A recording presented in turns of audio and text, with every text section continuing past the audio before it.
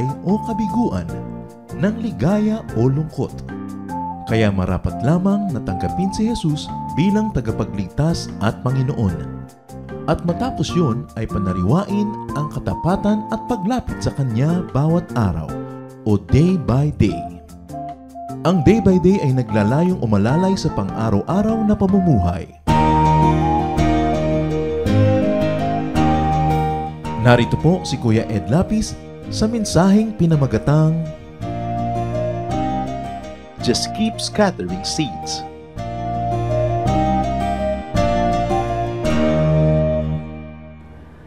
Napakainam po na tayo ay nagtuturo tungkol sa Panginoong Hesus, ano man tayo magawi, ano man ang ating kalagayan, sapagkat sinasabi sa unang Juan, 1 John 5:12, He who has the Son has life.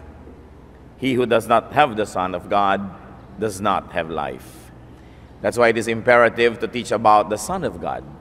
Napakahalaga na ang katuruan tungkol sa anak ng Diyos ay atin pong ipalaganapin, sapagkat sino man ang mayroong Panginoon sa kanyang puso ay may buhay, may kaligtasan, at sino man ang wala na lugar sa kanyang puso para kay Jesus ay walang kaligtasan, walang buhay. Napakalinaw po ng sinabi diyan. So we must share the truth and scatter the Word of God, scatter the work of God everywhere. Ito po ang tema ng ating pag-aaral ngayon, at hanapan natin ang puwang sa ating buhay, ang mga application nito. Ang pamagat, just keep scattering seeds. Patuloy na maghasik, patuloy na magtanim. Nagpapasalamat po kami, Panginoon, sapagkat maaari kaming tumawag sa inyo. Nagpapasalamat kami sapagkat maaari kaming makinig na iyong salita at binibigyan mo kami ng karunungan na maunawa ang mensahe nyo para sa aming lahat na sabay-sabay at para sa isa-isa sa amin na personal. Patuloy nyo kaming linisin, Panginoon. Humihingi kami ng kapatawaran sa aming mga kasalanan. Nawa po, Panginoon, ay buuin nyo ang mga pusong nakakawasak-wasak at nasisira.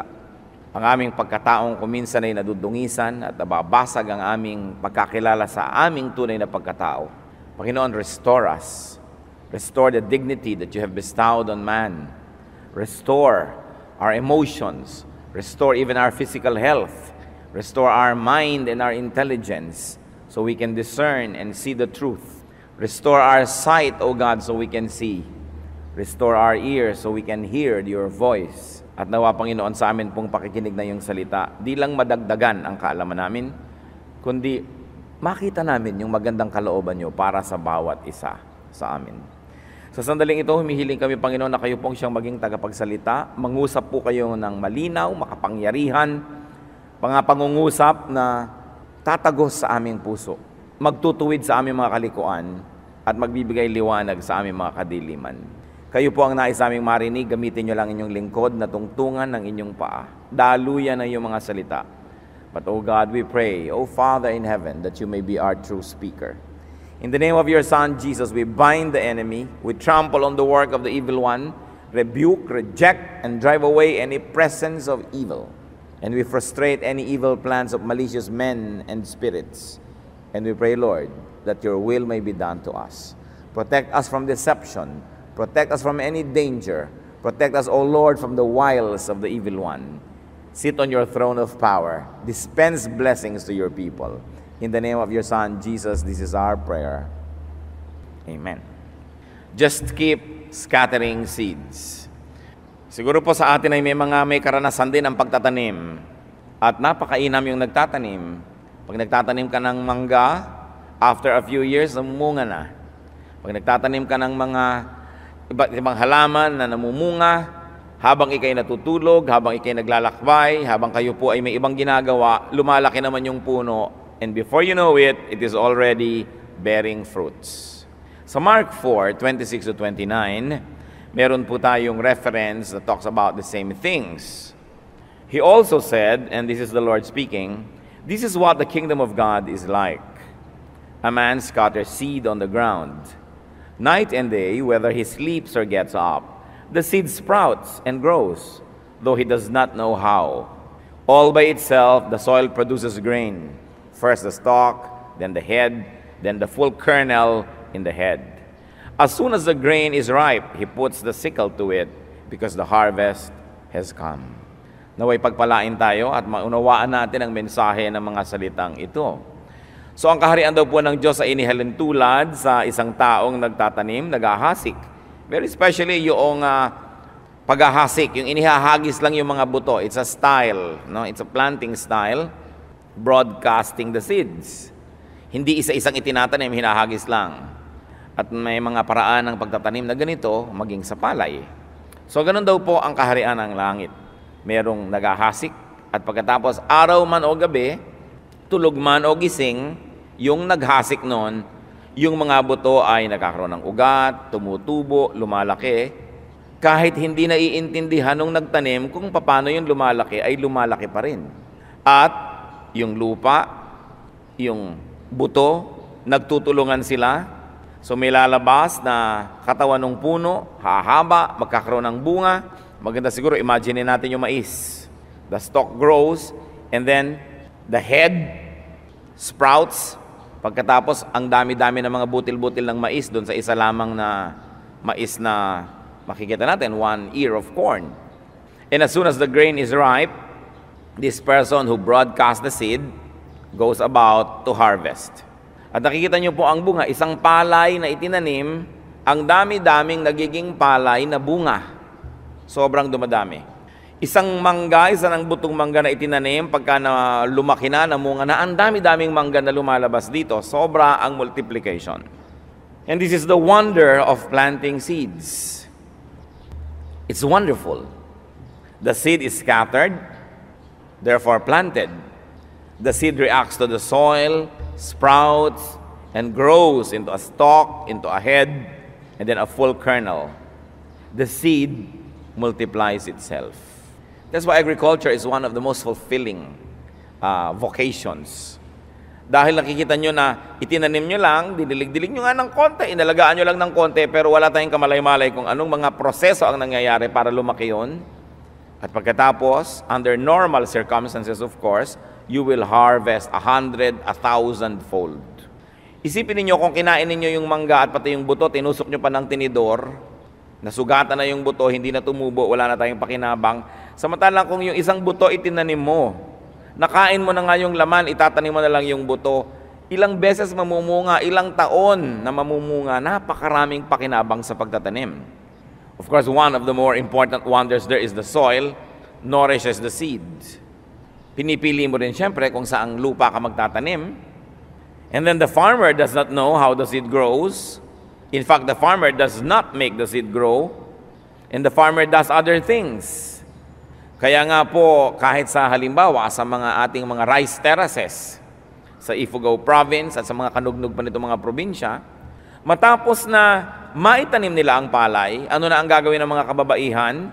Maghahabi na sila ng mga tela. Ang mga kalalakihan naman, mag-uukit na ng mga kahoy, mga wood carving, or mangingibang bayan sila para maging mga laborer, mga manggagawa, kung saan man merong handa na mag-empleyo sa kanila, sapagkat naitanim na nila yung palay eh. Konti na lang ang naiiwan para alagaan ng konti, tanggalan ng damo. Dahil mag-isa na yun na tumutubo, meron ka ng ibang pwedeng gawin sa buhay. At pag harvest time, bali ka na ang lahat sa kanilang mga nayon. Tigil muna ang wood carving, tigil muna ang weaving, because now they will harvest. And each grain that they planted will now yield 100, 1,000 other grains. This is wonderful. The farmer now harvests the grain and gets more, infinitely more than he gave. Bakit kaya ibinigay ang kwentong ito? Agriculture lesson kaya ito? O meron pang iba? What are the wonders of planting spiritual seeds? Kasi po sa verse 26, ang sabi, this is what the kingdom of God is like. Sa umpisa pa lamang, nilinaw na ng Panginoon na hindi talaga agriculture ang pakay ng kanyang pagtuturo, kundi magtuturo siya tungkol sa kaharian ng langit, subalit ang gagamitin niyang illustration ay yung pang-araw-araw na buhay ng mga tao, many of whom were farmers. So sabi niya, ang pinag-uusapan talaga natin dito ay ang kaharian ng Diyos. Pampalinaw lang, illustration lang, exhibit lamang yung katotohanan nito sa agriculture. So, planting seeds in this parable is the propagation, the growth, the expansion of God's kingdom. Pagtatanim, pagpapalago, pagpapabunga ng kaharian ng Diyos. Man is mandated, man is needed, assigned to scatter, to spread the seeds. The Word of God, the teachings of God, the work of God, ang kanyang mga gawa. Kaya ang sabi sa 2 Timothy 4:2, preach the Word, be prepared in season and out of season. Kung titingnan po natin mga kapatid, bakit po Katoliko ang Luzon at Visayas sa Pilipinas? Kasi may nagmisyon ng mga Katolikong mga misyonary, nagtanim sila. Matagal lang tumigil ang mga misyon. Matagal lang tumigil, wala nang nagmimisyon. Yung in the real and old-fashioned and classical meaning of the word. Pero hanggang ngayon, the Philippines is still predominantly Catholic, 82%.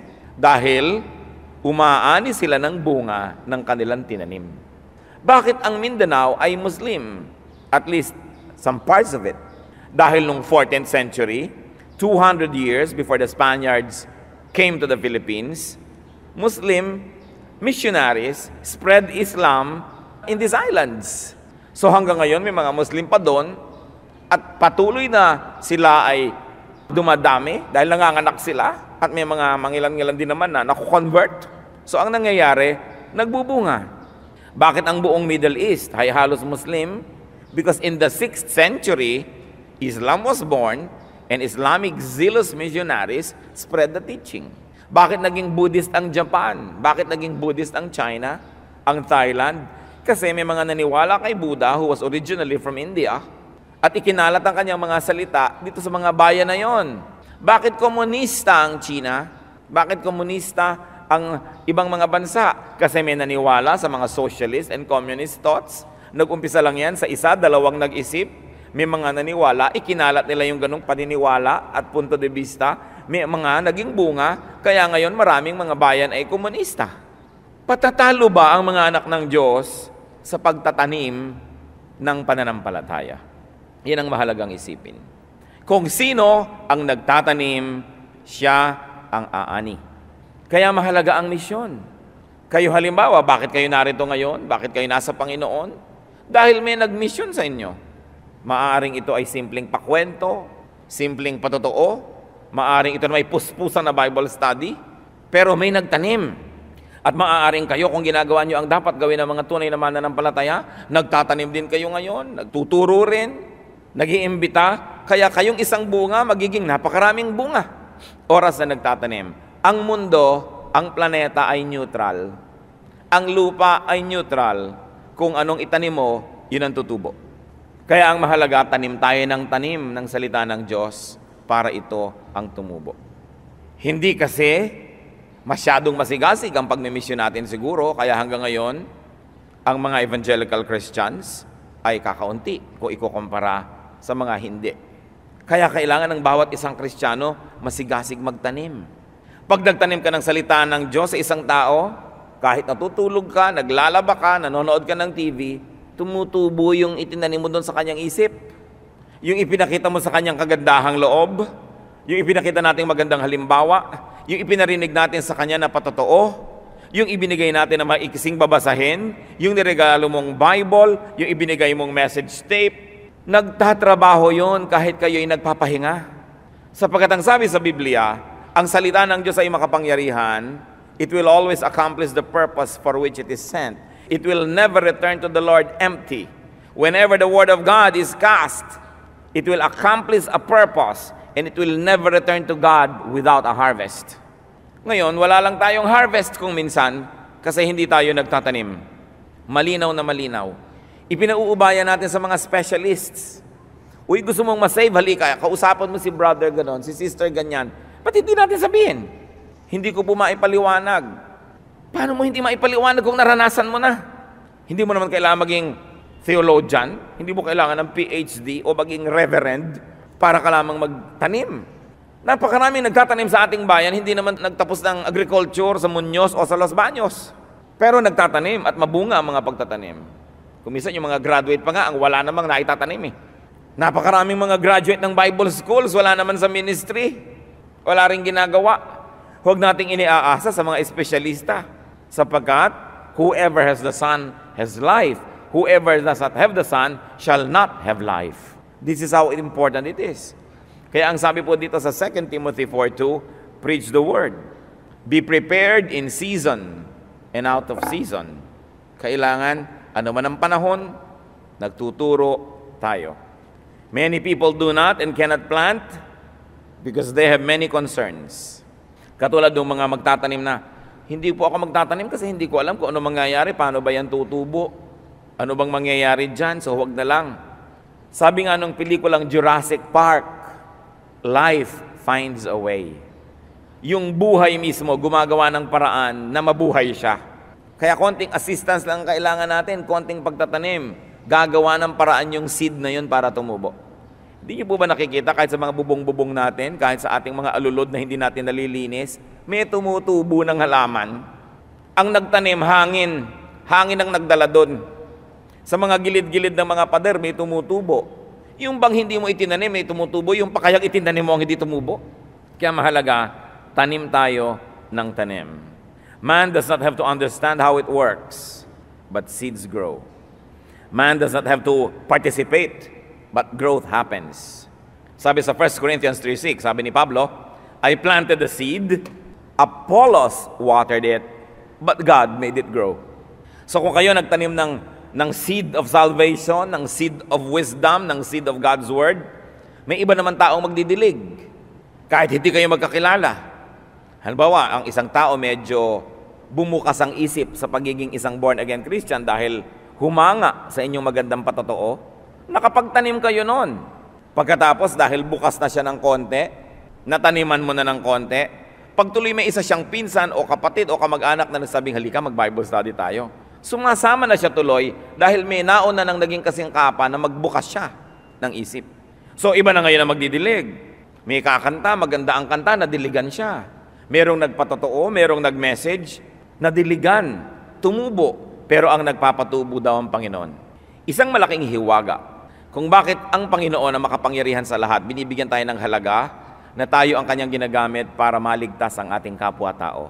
Ang ating pagtuturo, ang ating patotoo, ang ating imbitasyon, ang ating mga panalangin ay mahalaga para isang tao ay mataniman ng salita ng Diyos. Ginagawa po tayo ng Diyos na partner sa kanyang ministry of salvation. And it gives us importance, though we are not really important on our own. Kaya pag tayo pinahahalagahan, dapat naman natin napahalagahan yung pagpapahalaga sa atin. Hindi yung binabaliwala natin yan. Man, very interestingly, harvests and benefits many times over.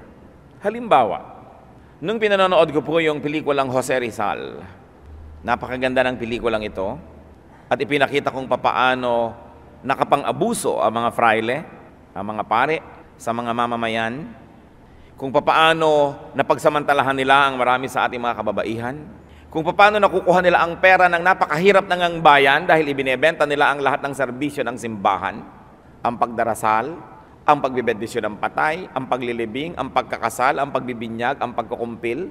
Bakit pag ipinatatayo ang simbahan ay kinukuha lahat ng kontribusyon ng mga tao at pag nakatayo na yon, lahat ng serbisyo na may bayad? Parang hindi ka nag-contribute sa pagpapagawa. Pero nangyari yon, umani ng umani ang relihiyon na ito kasi nagtanim ng mga katuruan, nagtanim ng mga tradisyon, nagtanim ng mga paniniwala, tumubo naman. Kasi alam nyo, magtanim man kayo ng makahiya, tutubo rin. Magtanim kayo ng tinik, tutubo din. Magtanim kayo ng cactus, tutubo. Lahat tumutubo. Kaya dapat ang mga anak ng Diyos tanim ng kabutihan. Tanim ng salita ng Diyos dahil tutubo din yon. Kung sinong nagtatanim, siya ang aani. At gusto-gusto natin siyempre umani ng mga kaluluwa sapagkat ayaw natin silang mapahamak. Kitang-kita rin halimbawa ng mga masisipag na pastor.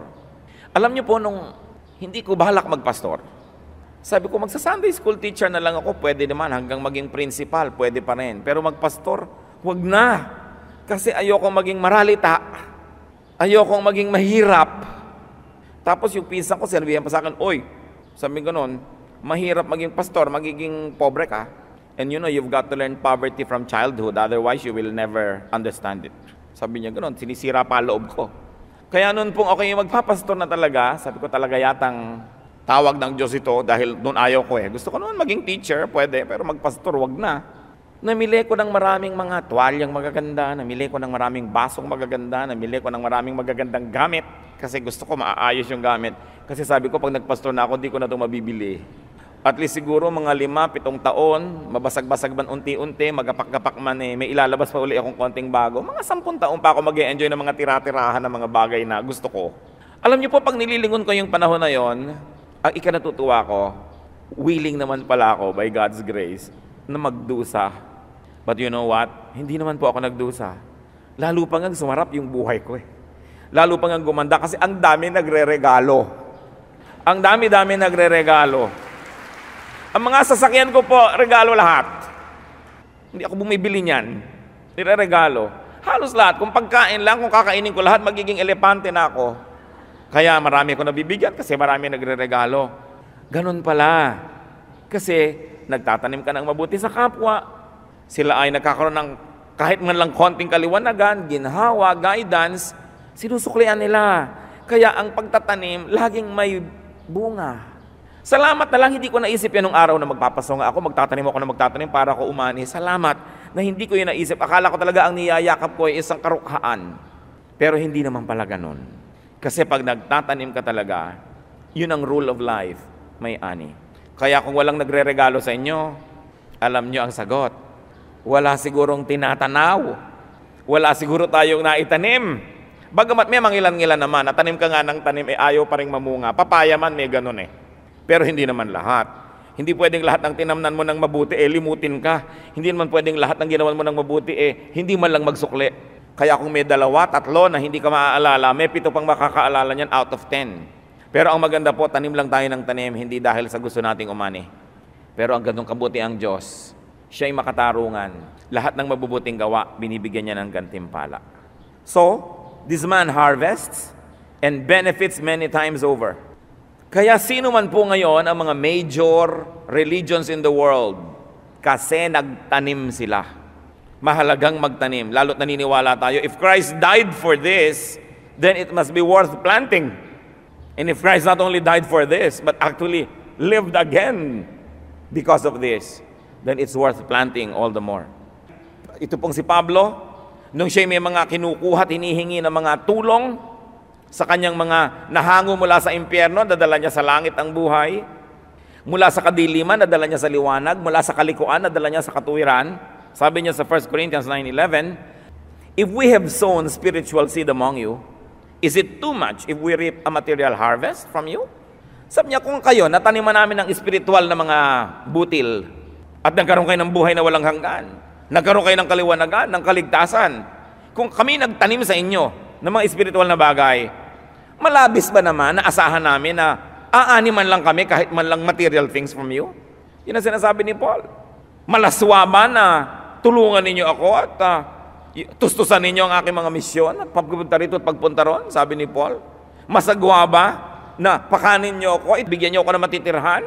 Na binigyan ko kayo ng spiritual life? Sabi niya ganun, is it too much if we reap a material harvest? Ipinakikita lang dito ni Paul, ang nagtatanim dapat talagang umani. Hindi yun pangit, hindi yun masama, yun ang dapat. That is the law of nature, and God is the author of the law of nature. Another wonder is that the seed, once planted, reacts with the soil, the recipient, the environment. Ang itinanim po nating salita ng Diyos, patotoo, witness, story, encouragement, prayer, will do its work. It will react. Kaya mas maraming itinatanim, mas malaki po ang pagkakataon na mas marami ang tutubo. May mangilan-ngilan man dyan na hindi tumubo agad. Sa dami ng itinanim nyo, batting average, you will still have a good harvest. So the seed grows even without the planter's consciousness and effort. Kuminsan po, may mga lumalapit sa inyong lingkod, sinasabi, naku, nasave po ako dahil nadinig ko yung tape nyo. Nakikinig po ako sa radyo, tinanggap ko ang Panginoon. Sabi ko, akalain mo nga naman yan. Madalas pagka yung ating mga radio program ay tumutugtog, lalo't umagay, tulog pa ako. Kasi kuminsan pinapadala natin ng tape sa stasyon, nadidinig. Tulog ka pa, nagtatrabaho ka at nagtatanim, napakahalaga na maraming nagagawa ng sabay. Sabi niyo ba, Pastor, hindi po ba kayo nagla-live? Sabi, kaya di pag nag-live program ako, wala na ako ibang nagawa sa buhay dahil 2 oras ang traffic patungo, Magla-live ka ng 1 oras, 2 oras pa uwi, 5 oras na naubos na, pagod na ako doon. Wala na ako ibang magagawa sa buhay. Samantalang pwedeng sabay-sabay. Nakitang-kita ko po yung sinasabi dito sa Biblia na nagpapahinga ka, yung itinanim mo tumutubo. Hindi mo alam. Kung minsan meron ka lang isang tinulungang estudyante na makapag-aral ng 1 semestre, na dugtungan yung kanyang pangbayad, nung makatapos na habang buhay, hindi ka na nilimot na padala ng bayabas.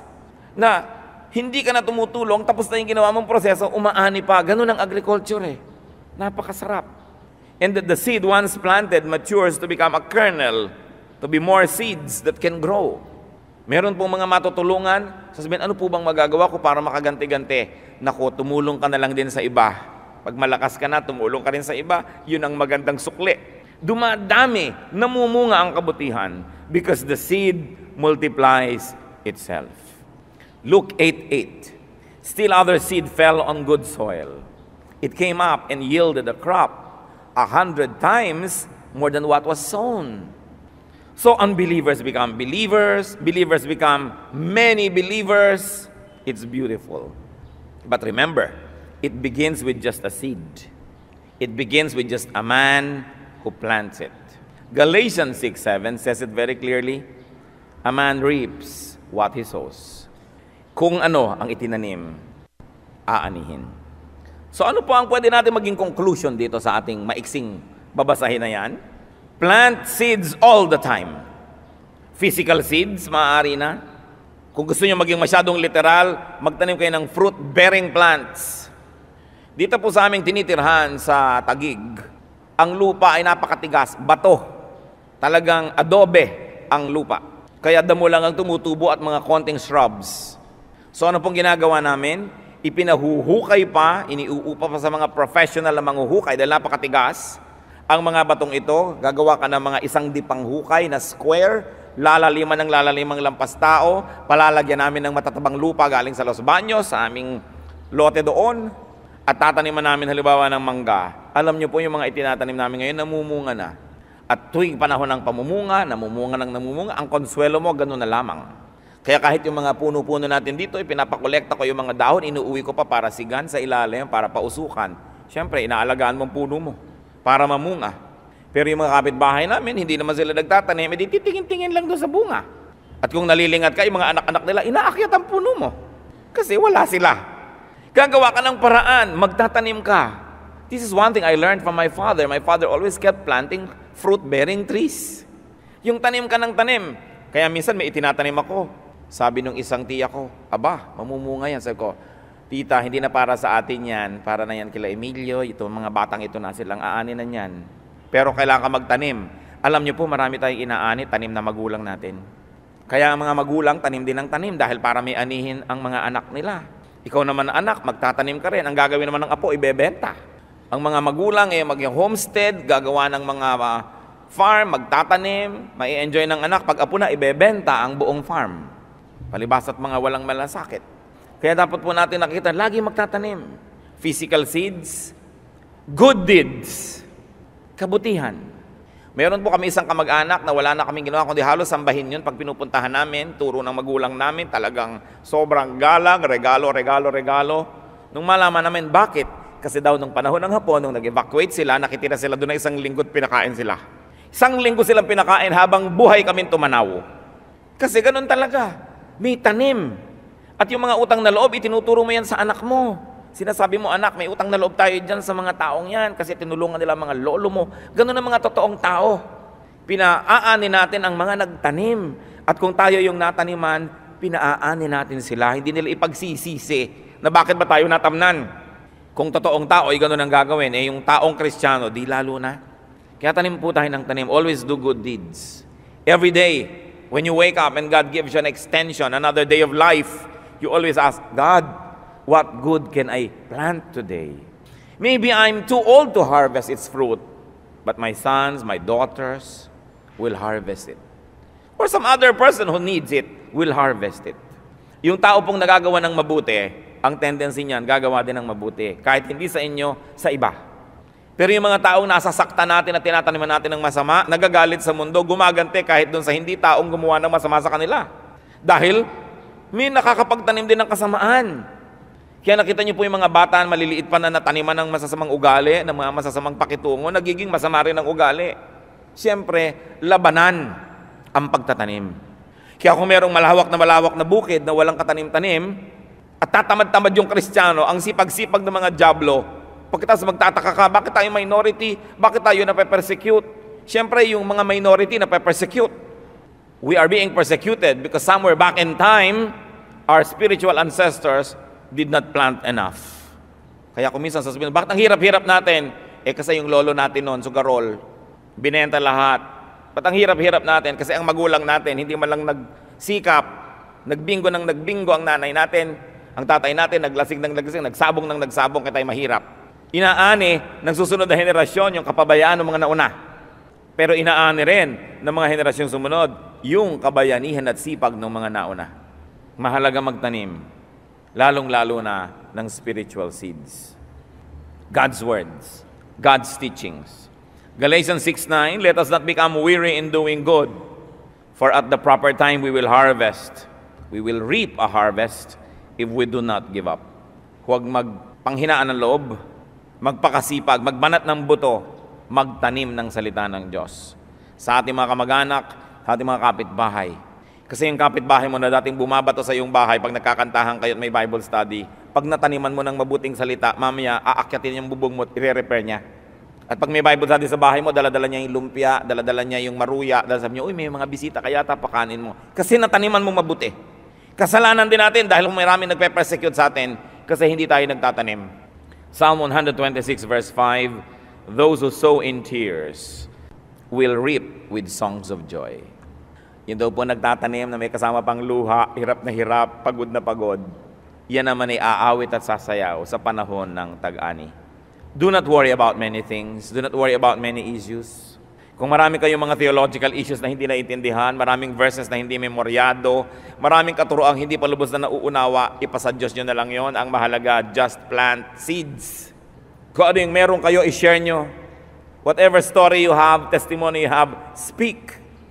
Acts 4:20, for we cannot help speaking about what we have seen and heard and testify. Laging magpatotoo tungkol sa kabutihan ng Diyos. 2 Timothy 1:8, do not be ashamed to testify about our Lord and just invite and bring people to the Lord.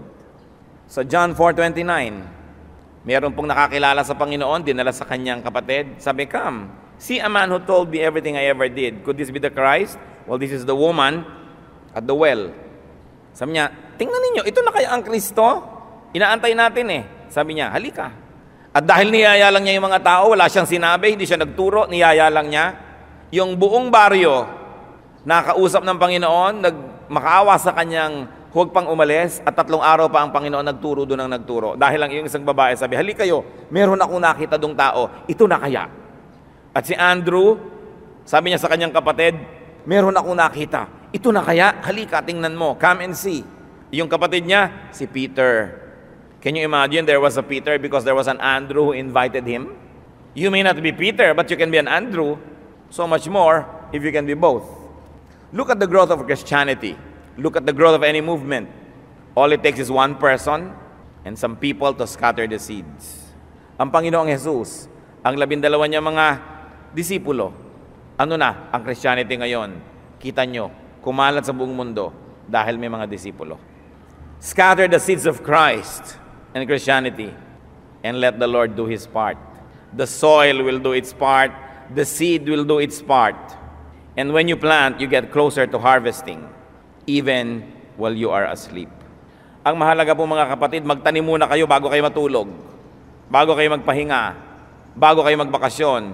Kasi kung wala kayong itinanim, nakatulog kayo ng 8 oras, sayang yung 8 oras dahil dapat sana tumubo na yun. Wala kayong itinanim, nagbakasyon kayo ng 2 buwan, sana may tumutubo na. Kaya nga ngayon mga kapatid, habang bata pa kayo, habang may panahon pa, kung meron kayo kahit kaprasong lupa, magtanim na. Para abutan nyo pa ang pamumunga. Isipin nyo, magtatanim lang kayo ng kaprasong puno, magkakarnabal kayo, manonood kayo ng pelikula, magsha-shopping kayo, matutulog kayo, magsuswimming kayo, yung puno, tumutubo, lumalaki. It's important that many things happen at the same time that don't need your direct participation. Kung gagawin po natin isang napaka-practical na application nito, o bata pa kayo, naghahanap buhay kayo, clerk kayo dyan sa City Hall, paano kayo magkakaroon ng maraming bunga? Hindi naman dadami yung 15 katapusan na sweldo nyo, yun na.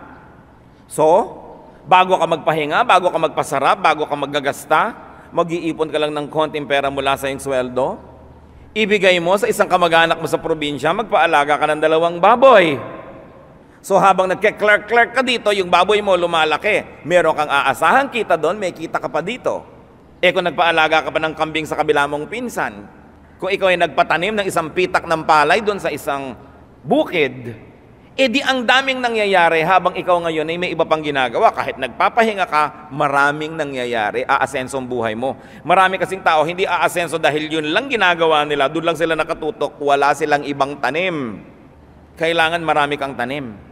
Kaya ganoon din yun, nagtatanim ka ng salita ng Diyos dito, doon, dito, dyan. Kaya nakikita mo, nag-grow din yun dahil may iba ding kumakanta dyan, madidinig nila, may iba ring magtuturo, nafe-feed sila, lumalago.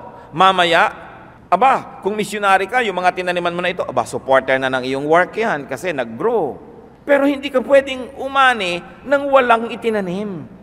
Importante, ngayon, gutom na ako so kakainin ko na itong mga buto. May ganun It's the most horrible thing when a certain society becomes so hungry that it eats its seeds. Wala na tuloy sila lalong itatanim, lalo silang magugutom. So ang kailangan, marunong tayong magtabi para may maitanim. Gaano ba kamahal magpaalaga ng isang maliit na biik? Nagkaroon pa ng magagawa yung isang pinsan mo sa probinsya. Kinakain lang naman yan, mga kopra-kopra, mga dahon ng kakawate at kung ano-ano pa. So kailangan marami kang itinatanim kung saan-saan. Marami kang ginagawa. Hindi ka man umani dito, aani ka doon. Hindi ka umani dito, aani ka doon. Look at the people who become prosperous. That is their way. They are earning while they sleep. Habang tayo nagkukumahog at pagod, bawat nating kinikita ay talagang dugo at pawis.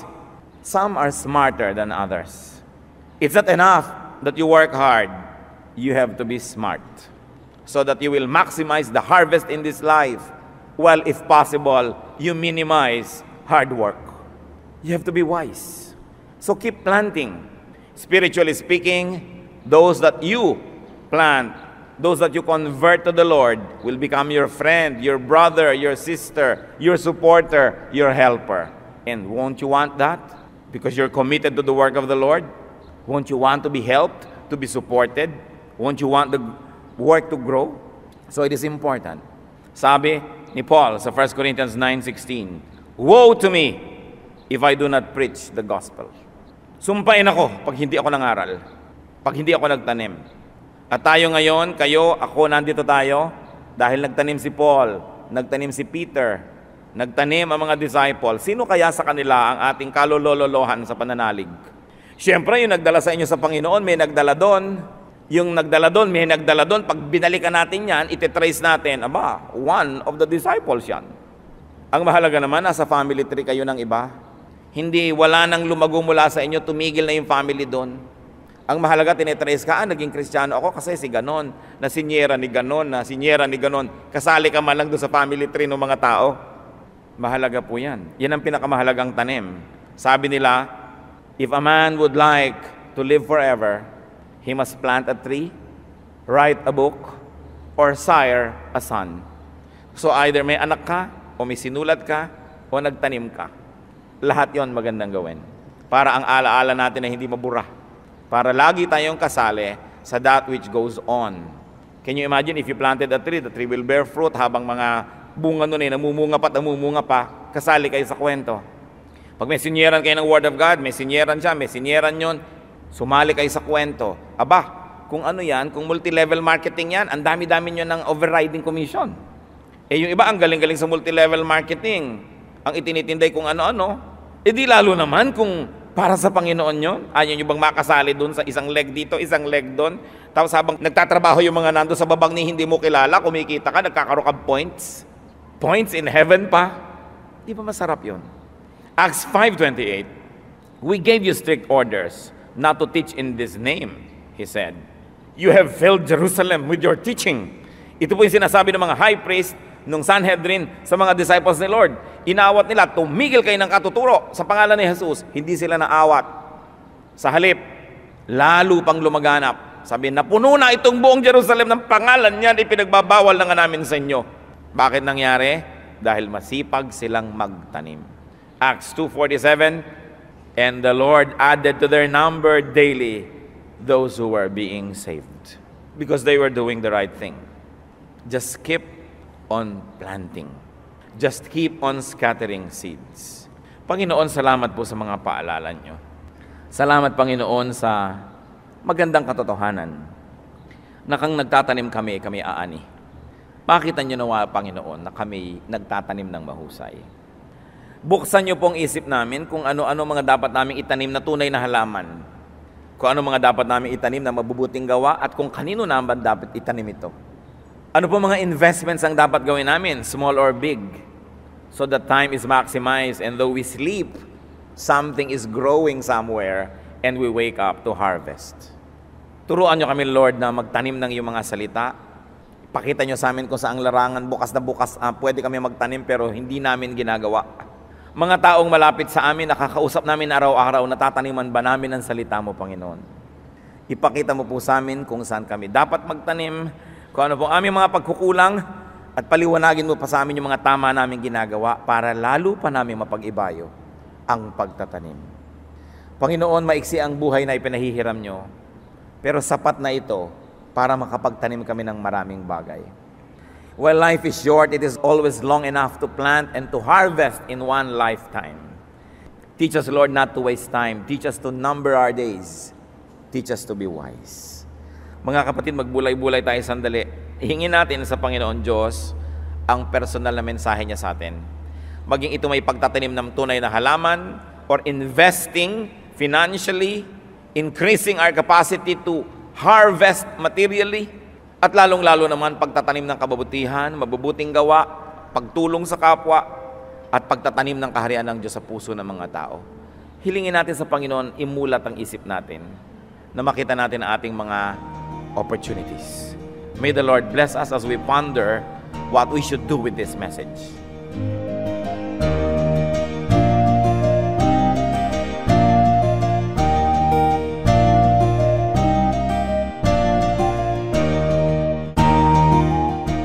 Ang katatapos pong mensahe ni Kuya Ed Lapis ay pinamagatang Just keep scattering seeds.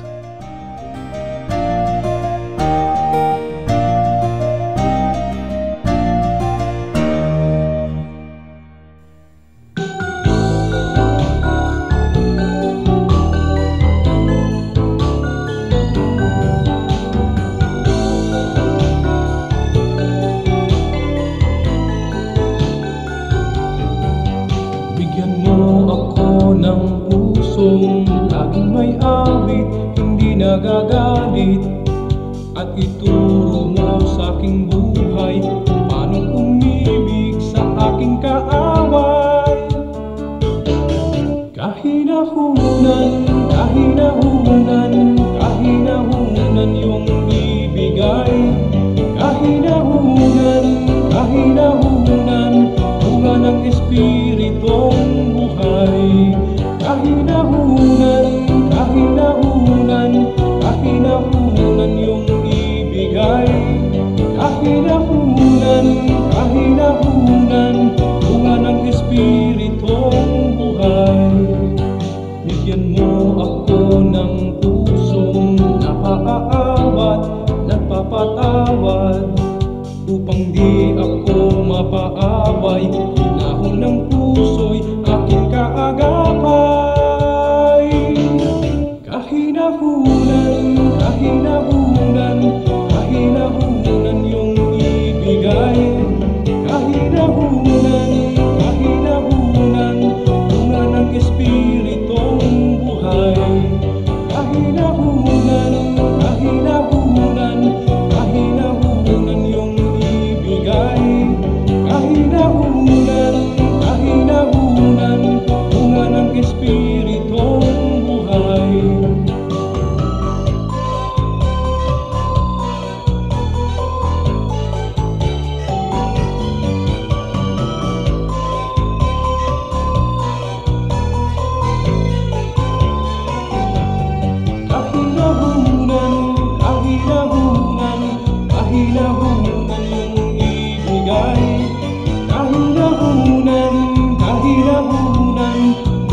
ng Espiritong buhay.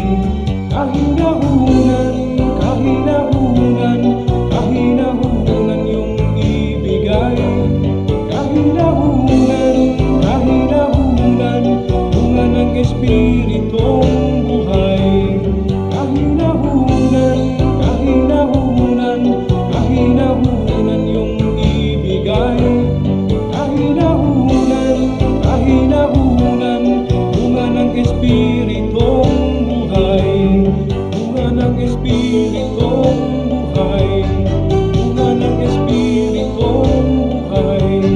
Bunga ng Espiritong buhay. Tayo po ay dumako sa ating hiyas ng lahi. Marami pong hiyas ang ating bayan na dapat ay makilala nating mga Pilipino. At hindi lang makilala, ito ay ating ganap na itanghal at gamitin sa ating pagsambang Kristiyano. Akala kasi ng iba, pag naging Kristiyano na sila, dapat Western na. O kaya kanluranin na ang paraan, ng musika, ng pananamit, ng pagsamba. Subalit napakayaman po ng ating mga kaugalian na kung atin lamang babawiin sa mga gawa ng kaaway at sa kadiliman magagamit para po sa kapurihan ng Panginoon at para rin sa ikatatanghal ng ating lahi.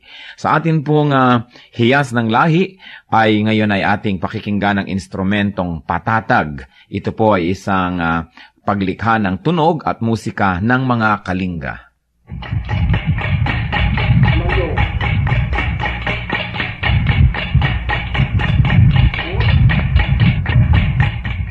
Ang patatag ay isang instrumentong panugtog ng mga Kalinga sa Cordillera at ito ay yari sa isang bias ng buho na biniyak pahaba para maging 2 piraso. Ang isa o 2 kaputol ng buho ay ipinapatong ng manunugtog sa kanyang 2 hita kung siya'y nakaupo at ito'y salisihan niyang hinahataw ng patpat sa isang maindayog na ritmo habang ang kanyang kamay na walang hawak na patpat ay dadampi-dampi naman dito sa mga buhong ito.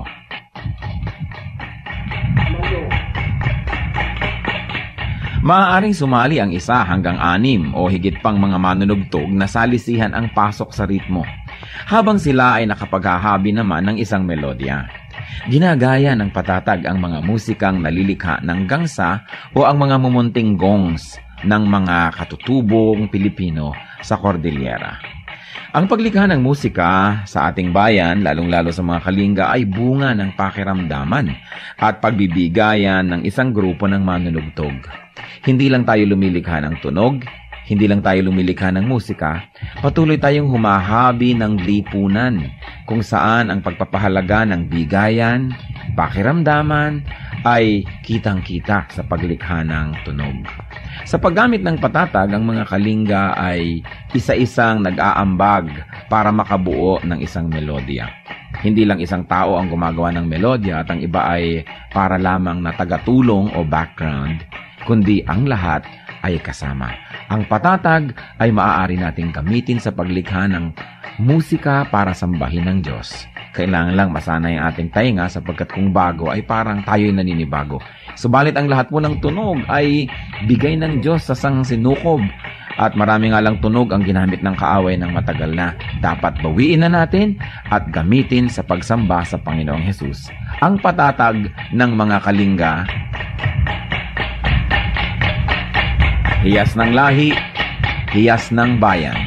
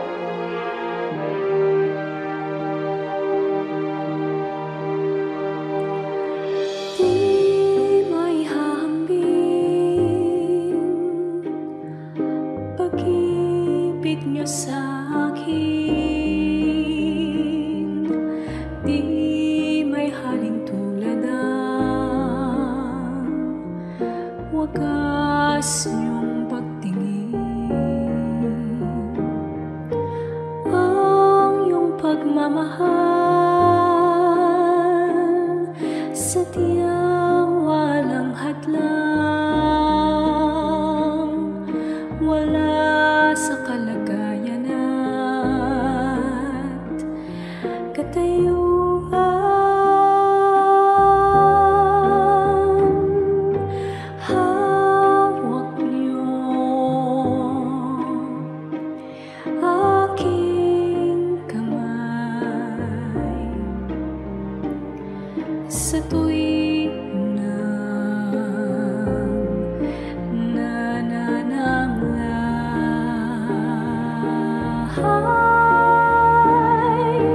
At sa tuwing magkamali, walang hanggang pagpapatawad niyo sa'kin.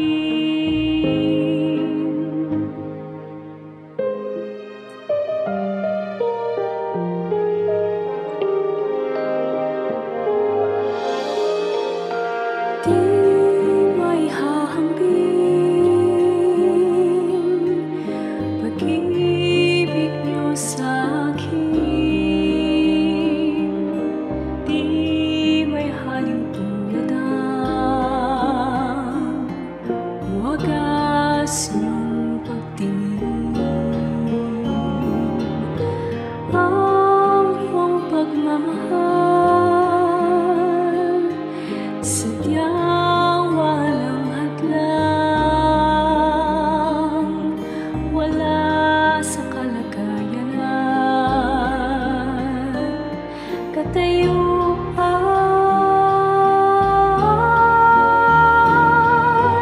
Hawak niyo aking kamay sa tuwing nananamlay,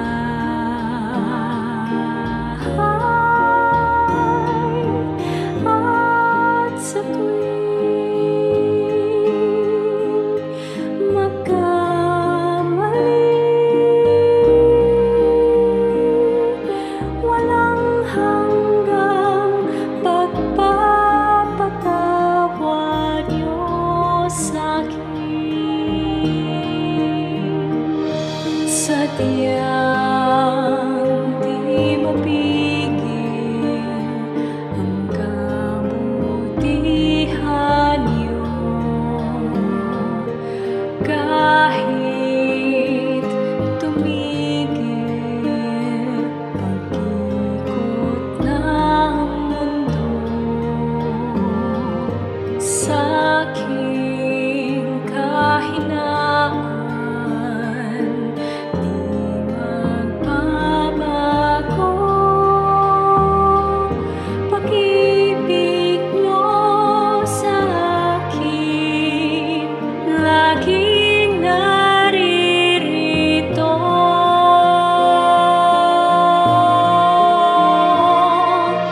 Hawak niyo aking kamay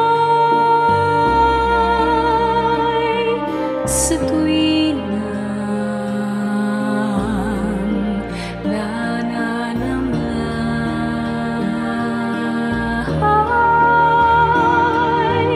at sa tuwing magkamali, walang hanggang pagpapatawad niyo sa'kin. Hawak niyo aking kamay sa tuwing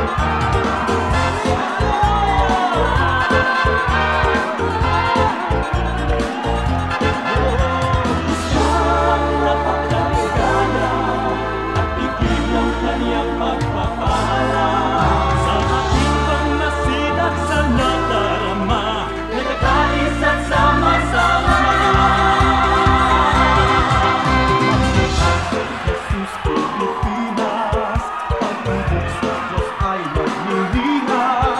At nilain ang hanip, lingapin ang kanyang hilas. Pagkista kay Jesus Pilipinas, kalooban ng Diyos di amalas. Inayat siya ang Panginoon at tagapagligtas ng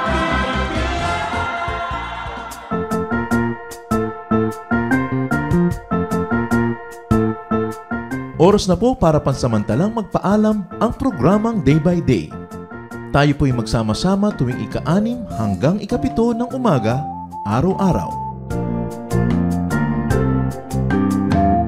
Magandang umaga po at mabuhay ang Panginoong Hesus!